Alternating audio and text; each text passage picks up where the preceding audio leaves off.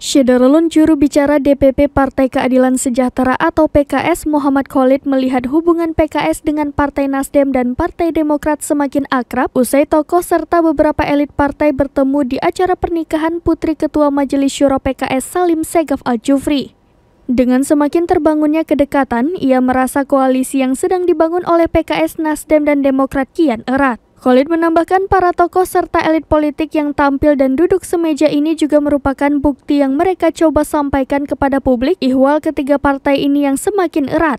Untuk diketahui, pada Minggu 16 Oktober 2022 malam di Balai Sudirman, Jakarta Selatan, digelar acara pernikahan putri dari Ketua Majelis Syuro PKS Salim Segaf Al-Jufri.